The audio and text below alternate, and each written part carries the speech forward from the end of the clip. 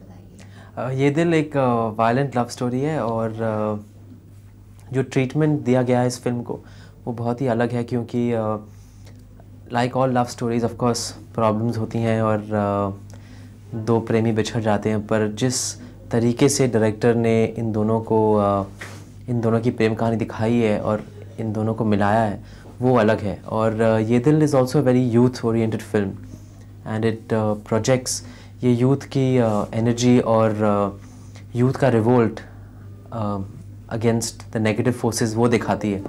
तो I think it's aimed at all kinds of audiences. ये दिल में आप किसका किरदार निभा रहे हैं? आपका रोल के बारे में क्या बताएं? मेरे किरदार का नाम रवि है और वो थोड़ा सप्रेस्ड कैरेक्टर है, लोनली कैरेक्टर है, पर जब उसे प्यार हो जाता है तब वो हालात से मजबूर होकर एग्रेसिव बन जाता है। और जो लुक दिया गया है नताशा और मुझे इस फिल्म में वो बहुत ही रियलिस्टिक है।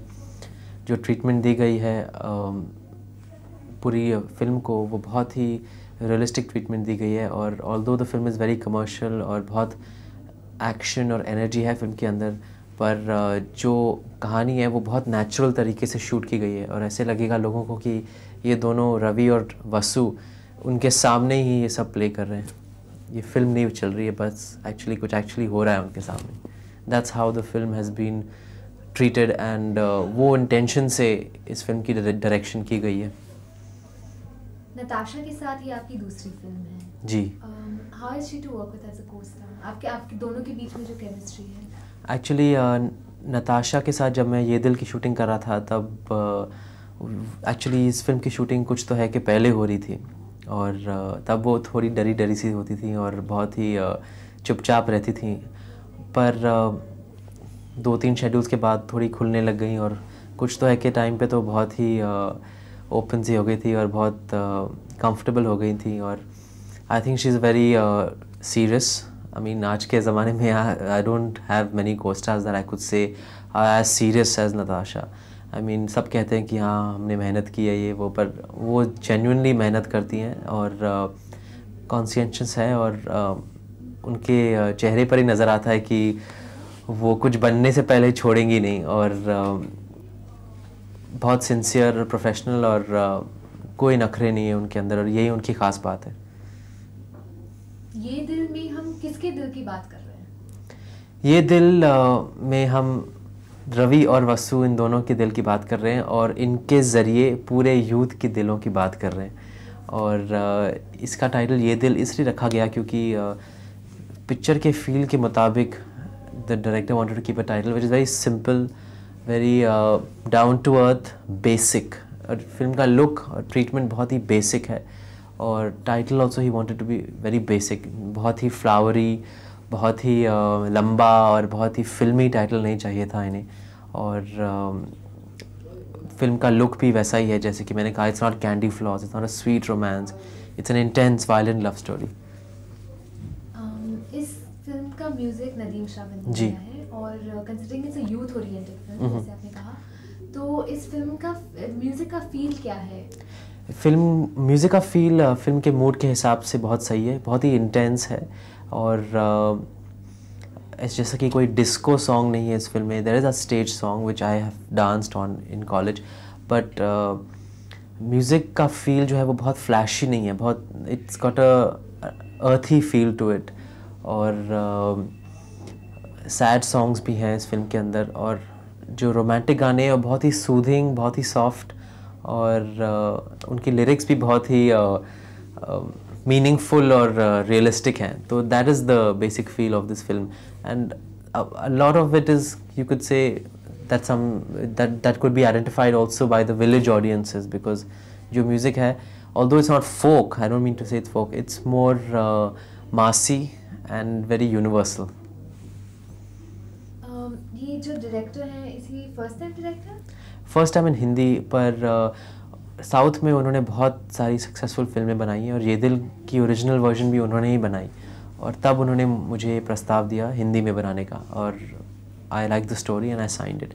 इन बॉम्बे उन्होंने सिनेमाटोग्राफी किया है और काफ़ी फिल्मों का पर काम भी किया है, जैसे गुलाम और बाजी। और साउथ में ये उनकी दूसरी या तीसरी फिल्म थी, पर एक्चुअली उन्होंने अभी तक तो 5-6 फिल्में की हैं साउथ में, so he is not exactly first time director, पर हिंदी में ये उनकी पहली फिल्म है। जैसा कि मैंने कहा कि फ़िल्म का म्यूज़िक फ़िल्म के मूड के हिसाब से है। माय फेवरेट सॉन्ग इज़ ये दिल, जो बहुत ही सॉफ्ट और बहुत ही सूदिंग नंबर है। अगर कोई स्ट्रेस्ड आउट हो तो उन्हें ये गाना सुनना चाहिए। आई ऑल्सो लाइक एक में और एक तू, which is a romantic song, but it doesn't have that popcorn, that frivolous flavour to it. उसमें एक मिठास है और एक इंटेंसिटी है जो एवर लास्टिंग है। From the peppy numbers out से कॉलेज में लड़की आई is very peppy and it will be liked by the youth in all towns, small towns and big towns, because it's got a very energetic and universal appeal. तो I would say that सभी गाने बहुत ही catchy और long lasting हैं। हम गा के सुनाएंगे कुछ? मुझे गाना बिल्कुल नहीं आता। कुछ तो है, आपकी काफ़ी फैमिली वेंचर थी मान सकते हैं। इसमें आपकी बहन भी थी, आपके फादर भी एक्ट कर रहे थे, तो how do you feel about that film? Very close to my heart. कुछ तो है मेरे दिल के बहुत करीब है। मैं बहुत इमोशनल हूँ उस फिल्म के लिए। और हाँ, क्योंकि आपने कहा कि ये फैमिली फिल्म थी, तो वो बात सच है और शायद इसी वजह से ये फिल्म मेरे बहुत करीब है। और मैं बहुत खुश तो है कि रिज़ल्ट से। I mean although it's not a super hit और it's a big blockbuster, but जितना भी बिज़नेस किया है वो हमें तो नुकसान से निकाल देगी और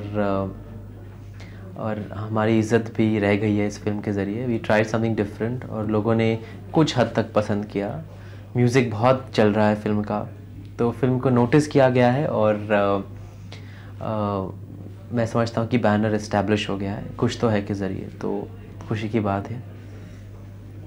जब आप इंडस्ट्री में आए थे तो आपके पास ऑलरेडी इतना बैगेज था, आप इतने फेमस एक्टर के सन हो, आपकी बहन भी इतना काम कर रही है, तो did you feel any pressure?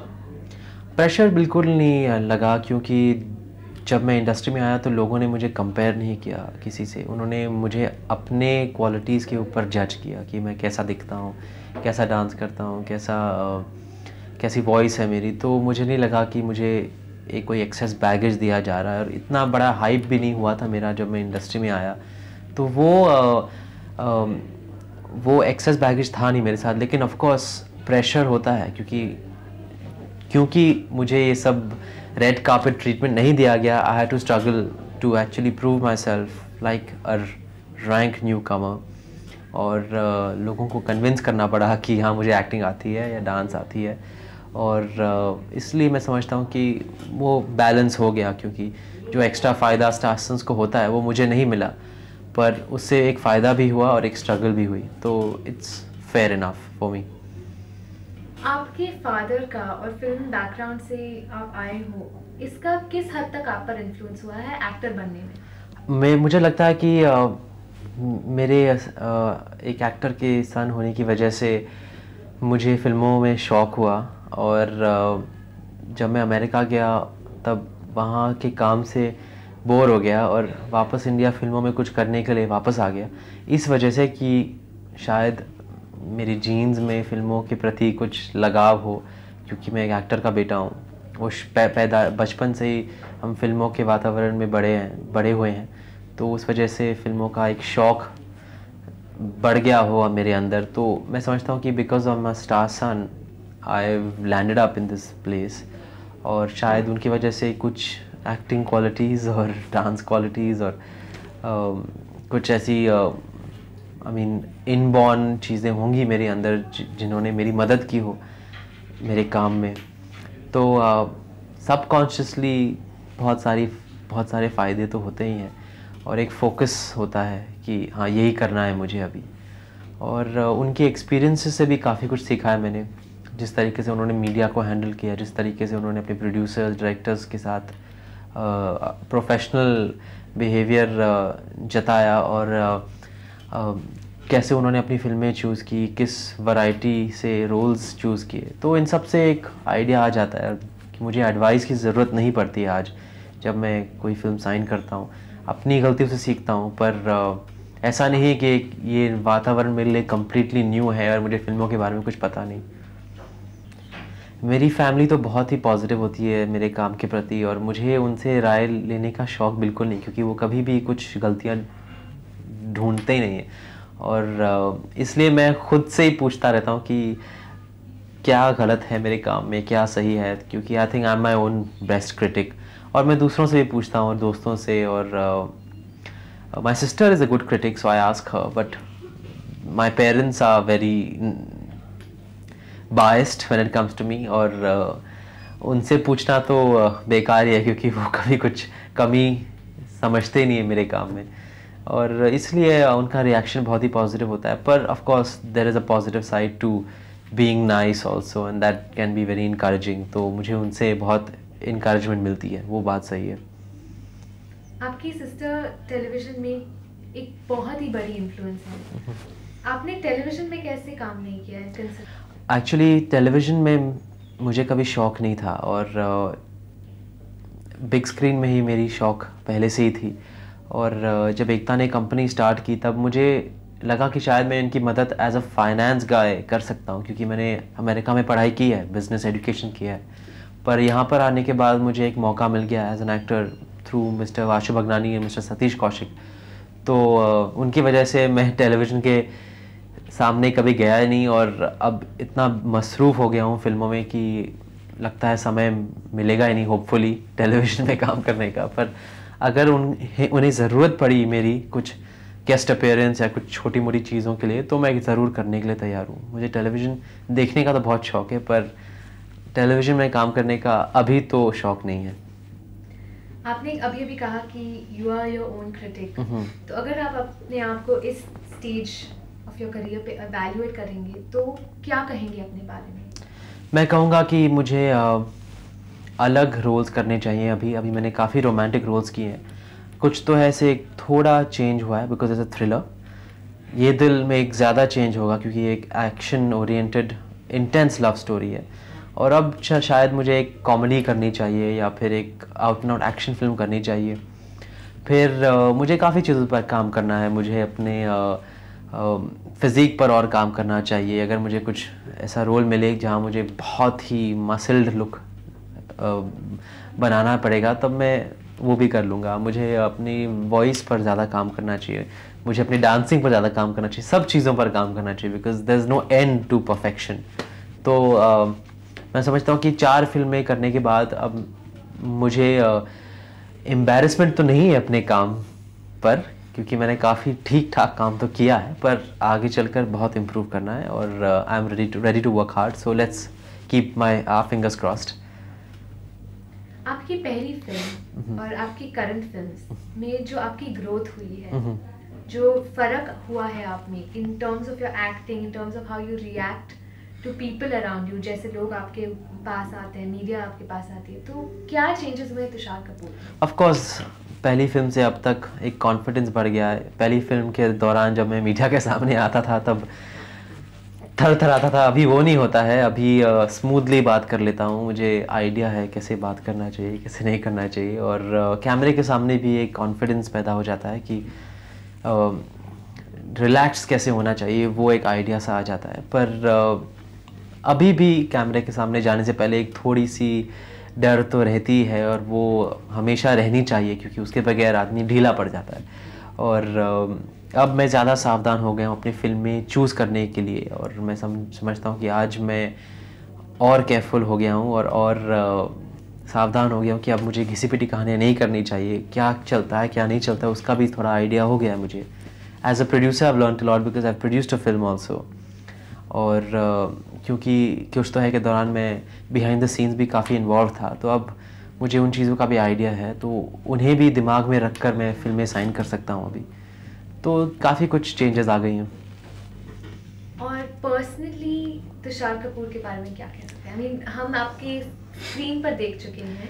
मैं समझता हूँ कि तुषार कपूर एक बहुत ही सेंसिटिव इंसान है। वो एक कमी है मेरे अंदर, क्योंकि मैं सब कुछ बहुत सीरियसली लेता हूँ, काम को सीरियसली लेता हूँ, और लोगों के ओपिनियंस को सीरियसली लेता हूँ। इट्स गुड ऑल्सो, बट कभी कभी मैं ज़्यादा ही टेंस हो जाता हूँ। और तुषार कपूर एक पेशेंट और नाइदर इंट्रोवर्ट नाइदर एक्सट्रोवर्ट इंसान है, समवेयर इन बिटवीन। और कभी गिव अप ना करने वाला व्यवहार है मेरा और नेचर है मेरा, जो मैं कभी गिव अप नहीं करता हूँ और हमेशा डटे हुए रहता हूँ किसी काम पर अगर मुझे कुछ पाना हो। तो दैट्स अ गुड थिंग। और कमियाँ और खूबियाँ सब में होती हैं, तो वो मेरे अंदर भी है।